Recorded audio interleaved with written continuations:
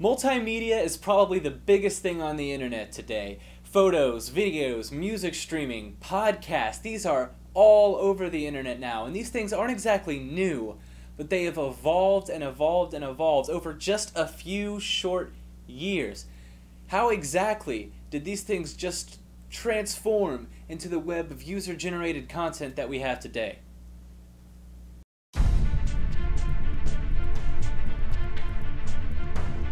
In 2000, the only videos you could see were movies, TV shows, and the occasional home video.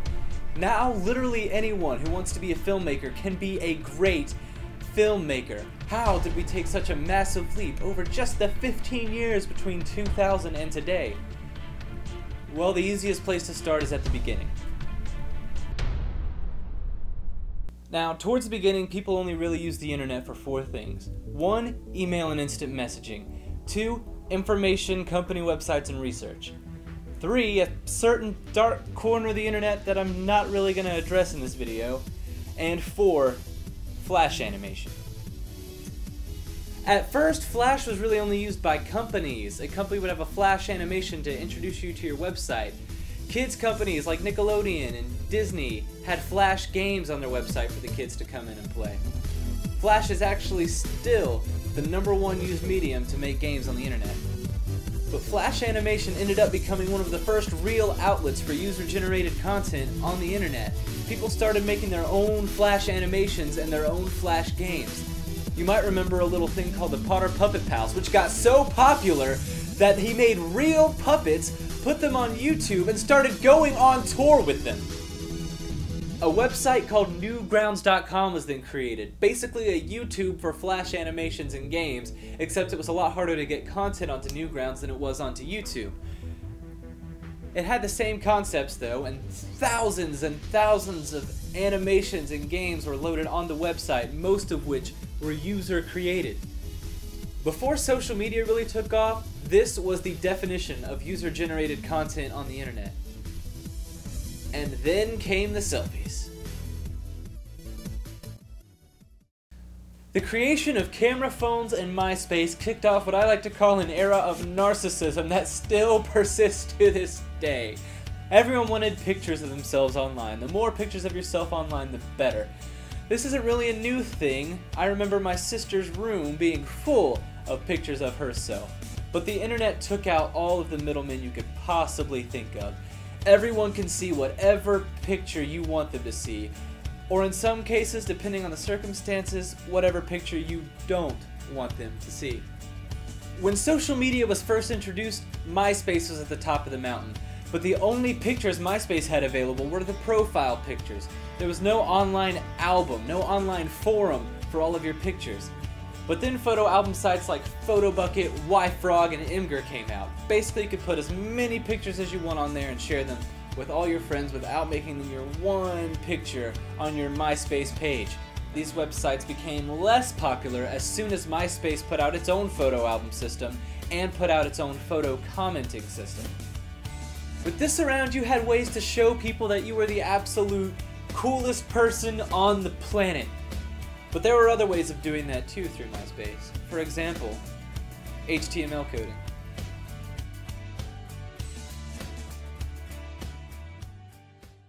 With MySpace came websites that were dedicated to customizing MySpace.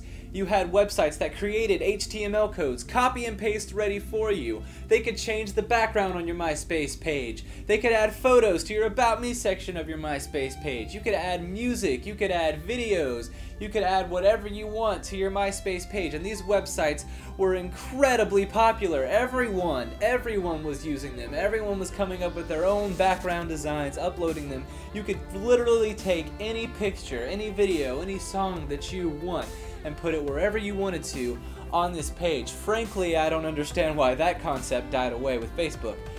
But the music streaming aspect did stay. Audio hasn't become as popular as video in the streaming world, but it's still very much alive. A little company called iTunes, at this time known only for music downloads, became an avenue for podcasts, essentially an online radio program without the music. Podcasts flood the internet now. Everyone has a podcast about everything, and they're so easy to make. I had a podcast with a decent following when I was 12 years old, and now video podcasts are becoming more and more popular. And that's thanks in part to the help of a little site called YouTube.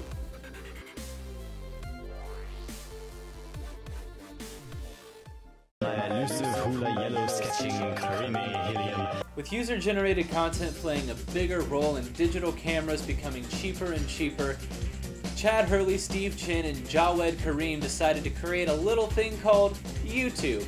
YouTube was originally just a site where anyone could, as their old slogan said, broadcast themselves. You now had more options. You could spend free time watching TV, going to see a movie, reading a book, taking a nap, listening to music, or watching a guy just like you dance his bum off to music from the past few decades on YouTube. So YouTube will be my main example for the remainder of this video just because it sums up what online multimedia is all about and the way that it's grown in the past few years. It's more than just a social network now. It's competition. At first, YouTube was mainly for funny cat videos and decent quality sketches. No one had high-definition cameras or green screens or lighting readily available to them, and people just worked with what they had. But now it's easy to get a hold of things like an HD camera, a green screen, or professional lighting, as evidenced by the fact that I, a college student, am currently using an HD camera, a green screen, and professional lighting. Comedy channels are making the same number of jokes that comedy movies make within a 3-minute video. They're making t-shirts and you're quoting every hilarious thing they say, and you can rewatch these hilarious videos without sitting down for 2 hours. Once this happened, YouTube slowly became more able to compete with television shows and movies. They aren't considered competition yet, but the advertisers have started working their way there. Because of this, YouTube now has a partnership program where users who bring in a lot of views get the ads and get a paycheck. People now can get paid to post user-generated content on what before this was basically a social media site. Why stop making YouTube videos when it's guaranteed money? Sure, the workload's increased, but what started as a hobby is now a career, and isn't that everyone's dream?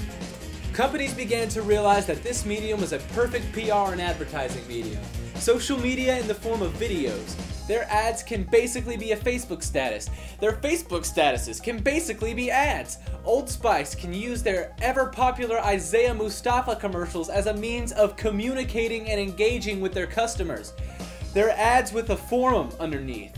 Finally, you can see directly how successful your commercial is in generating buzz for your company. Companies like Old Spice and State Farm have jumped on the YouTube comedy bandwagon and have been successful for it. They don't need to worry about the YouTube community becoming competition for them. You know who does? Musicians.